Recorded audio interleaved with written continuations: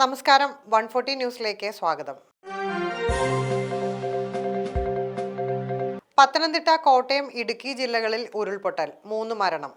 സംസ്ഥാനത്തെ മലയോര മേഖലയിലുണ്ടായ അതിശക്തമായ മഴയെ തുടർന്ന് കോട്ടയം, പത്തനംതിട്ട, ഇടുക്കി ജില്ലകളിൽ ഉരുൾപൊട്ടലുണ്ടായി. 3 പേർ മരിക്കുകയും 2 പേരെ കാണാതാവുകയും ചെയ്തു.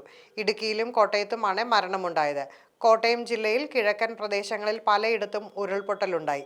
പമ്പ, മണിമല, മീനച്ചൽ നദികൾ കരകവിഞ്ഞൊഴുകുന്നു. തൊടുപുഴയ്ക്കടുത്ത് കുടയത്തൂർ അടൂർ മലയിലുണ്ടായ ഉരുൾപൊട്ടലിൽ മഷിക്കല്ലിൽ രവിനാരായണന്റെ ഭാര്യ സുമതി മരിച്ചു. ഇവരുടെ മകൻ രതീഷിനെ പരിക്കുകളോടെ രക്ഷപ്പെടുത്തി. പൂഞ്ഞാർ പയ്യാനിത്തോട്ടം മണപ്പാട്ട് ജോണിയുടെ മകൻ ജോസഫിൻ ആണ് മരിച്ച രണ്ടാമത്തെ ആൾ. ജോസഫിന്റെ മൃതദേഹം മണ്ണിനടിയിൽ നിന്നാണ് കണ്ടെടുത്തത്. കാണാതായ അമ്മ രജീനയ്ക്കായി തിരച്ചിൽ തുടരുകയാണ്. ഇവർ രണ്ടുപേരുമാണ് വീട്ടിലുണ്ടായിരുന്നത്.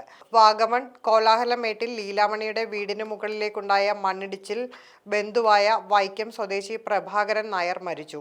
ഉപ്പുതറയിൽ പോലീസ് ജീപ്പിന് മുകളിലേക്ക് മണ്ണിടിഞ്ഞു വീണു. പോലീസുകാർ വാഹനം നിർത്തി ഇറങ്ങിയതിനാൽ ആർക്കും പരിക്കില്ല.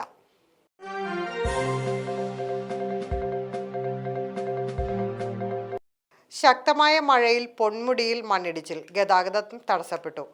മലയോര മേഖലയിലുണ്ടായ ശക്തമായ മഴയെ തുടർന്ന് തിരുവനന്തപുരം പൊന്മുടിയിൽ മണ്ണിടിച്ചിൽ. തുടർന്ന് പൊന്മുടിയിലെ ഈക്കോ ടൂറിസം കേന്ദ്രം അടച്ചു. കല്ലാർ പൊന്മുടി റോഡിൽ 12-ാം വളവിലും 22-ാം വളവിനടുത്ത് ഇടിയക്കോവിലിന് സമീപത്തും മണ്ണിടിച്ചിലുണ്ടായി. വനം വകുപ്പ് ഉദ്യോഗസ്ഥർ സ്ഥലത്തെത്തിയിട്ടുണ്ട്.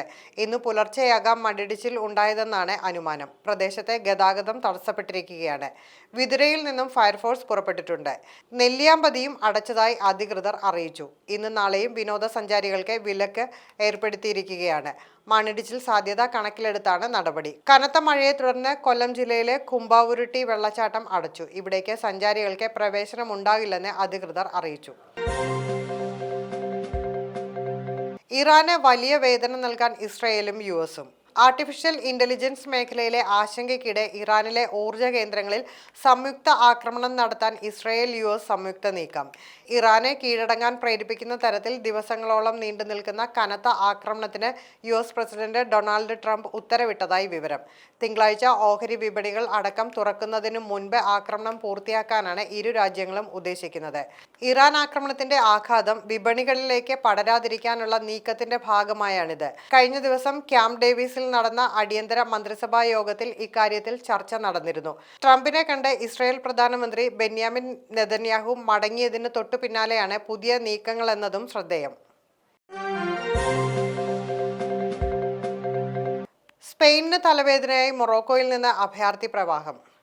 സ്പെയിനിന് തലവേദനയായി മൊറോക്കോയിൽ നിന്ന് അഭയാർത്ഥി പ്രവാഹം. സ്പെയിനിന്റെ അതിർത്തിയിൽ സ്ഥിതി ചെയ്യുന്ന സെവൂത്തിലേക്ക് കഴിഞ്ഞ വ്യാഴാഴ്ച മുതലാണ് അഭയാർത്ഥി പ്രവാഹം ആരംഭിച്ചത്. കുടിയേറ്റക്കാരെ തടയാൻ സുരക്ഷാ ഉദ്യോഗസ്ഥർ ശ്രമിക്കുന്നുണ്ട്.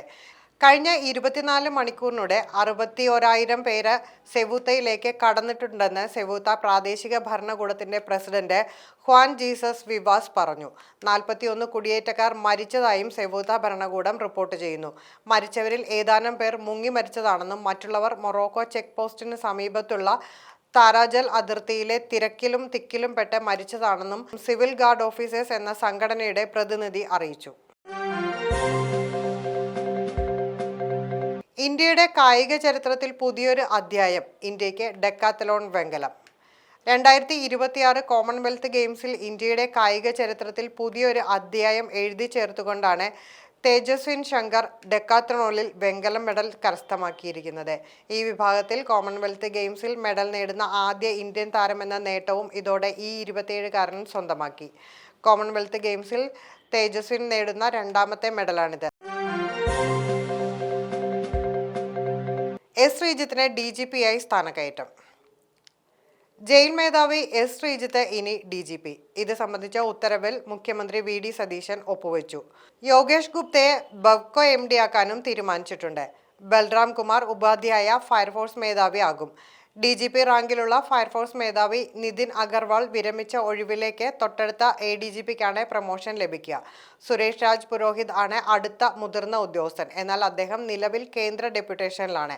അദ്ദേഹം കഴിഞ്ഞാൽ MR അജിത് കുമാർ ആയിരുന്നു പദവിയിൽ യോഗ്യൻ. എന്നാൽ രക്ഷാപ്രവർത്തന കേസ് അട്ടിമറിയുമായി ബന്ധപ്പെട്ട സസ്പെൻഷനിലായ സാഹചര്യത്തിലാണ് എസ് ശ്രീജിത്തിലേക്ക് നീക്കമെത്തിയത്. തെരുവുനായ നിയന്ത്രണത്തിന് മാർഗരേഖയായി. ജനസാന്ദ്രത കുറഞ്ഞ സ്ഥലത്ത് ഷെൽട്ടർ ഒരുക്കാനും സ്വകാര്യ പങ്കാളിത്തം തേടും. ഒരേക്കറെങ്കിലും വേണമെന്നതിനാൽ പ്ലാന്റേഷൻ പോലുള്ള പ്രദേശങ്ങളാണ് സർക്കാർ പരിഗണിക്കുന്നത്. പ്രാദേശിക എതിർപ്പ് ഇല്ലാതാക്കാൻ സന്നദ്ധ സംഘടനകൾ, NGO-കൾ എന്നിവരുടെ സഹായം തേടും.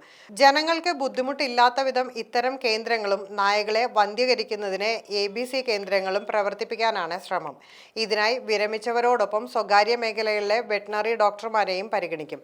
ചെലവ് തദ്ദേശ സ്ഥാപനങ്ങളുമായി സർക്കാർ പങ്കിടും. ലൈസൻസ് ഇല്ലാതെ വീടുകളിൽ നായകളെ വളർത്താൻ അനുവദിക്കില്ല. നായ വളർത്തൽ വിൽപ്പന കേന്ദ്രങ്ങൾക്കും ലൈസൻസ് വ്യവസ്ഥകൾ ഉണ്ടാകുമെന്ന് തദ്ദേശ പ്രിൻസിപ്പൽ ഡയറക്ടർ ഡോക്ടർ ദിവ്യ S. അയ്യർ തയ്യാറാക്കിയ മാർഗരേഖയിൽ പറയുന്നു. വാണിജ്യ LPG സിലിണ്ടറിന് 200 രൂപ കുറച്ചു. രാജ്യത്തെ പാചകവാതക വില കുറച്ചു. വാണിജ്യ ആവശ്യങ്ങൾക്കുള്ള 19 കിലോ സിലിണ്ടറിന്റെ വില 200 രൂപയോളമാണ് കുറച്ചത്. കേരളത്തിൽ 197 രൂപ 50 പൈസ കുറഞ്ഞ് 2774 രൂപയായി. കൊൽക്കത്തയിൽ 209 രൂപയും ഡൽഹിയിൽ 202 രൂപയും കുറച്ചു. എന്നാൽ ഗാർഹിക ആവശ്യത്തിന് ഉപയോഗിക്കുന്ന 14.2 കിലോ ഭാരമുള്ള സിലിണ്ടർ വിലയിൽ മാറ്റമില്ല. കേരളത്തിലെ വില 951 രൂപയിൽ തുടരും. ജൂണിൽ ഗാർഹിക സിലിണ്ടറിന്റെ വില 29 രൂപ വർദ്ധിപ്പിച്ചിരുന്നു.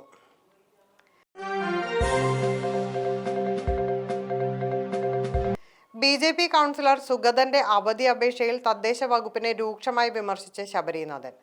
കാപ്പ കേസിൽ ജയിലിൽ കഴിയുന്ന BJP കൗൺസിലർ R. സുഗതന്റെ അവധി അപേക്ഷയിൽ തദ്ദേശ വകുപ്പിനെതിരെ കടുത്ത വിമർശനവുമായി കോൺഗ്രസ് കൗൺസിലർ KS ശബരിനാഥൻ.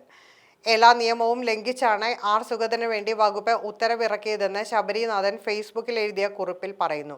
കരുതലിന്റെ ഉറവിടമാണ് തദ്ദേശ വകുപ്പ്. ഭരണം മാറിയിട്ടും തങ്ങൾക്ക് ഇഷ്ടമുള്ളത് എന്തും ഫയലിൽ എഴുതുകയാണ്. ഇത്രയും വിവാദമായ വിഷയത്തിൽ ആഭ്യന്തരമന്ത്രിയുടെ ഓഫീസ് പോലും അറിയാതെയാണ് വകുപ്പിലെ അണ്ടർ സെക്രട്ടറി ഉത്തരവ് ഇറക്കിയതെന്നും ശബരിനാഥൻ വിമർശിച്ചു.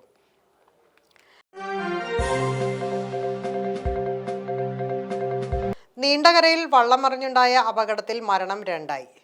നീണ്ടകര അഴിമുഖത്ത് ഇന്നലെ ശക്തമായ തിരയിൽപ്പെട്ട് മീൻപിടുത്ത വള്ളം മറിഞ്ഞുണ്ടായ അപകടത്തിൽ കാണാതായ 2 പേരിൽ ഒരാളുടെ മൃതദേഹം കൂടി ലഭിച്ചു. പുത്തൻതുറ കടവുങ്കൽ 47-കാരനായ രാധാകൃഷ്ണന്റെ മൃതദേഹമാണ് കണ്ടെത്തിയത്. അപകടത്തിൽപ്പെട്ട രാധാകൃഷ്ണന്റെ മകൻ ഗൗതം കൃഷ്ണയെ കണ്ടെത്താനായിട്ടില്ല. രാധാകൃഷ്ണന്റെ ഭാര്യ പിതാവ് നീണ്ടകര പുത്തൻതുറ പൂമുഖത്ത് രാജീവൻ അപകടത്തിൽപ്പെട്ട് മരിച്ചിരുന്നു.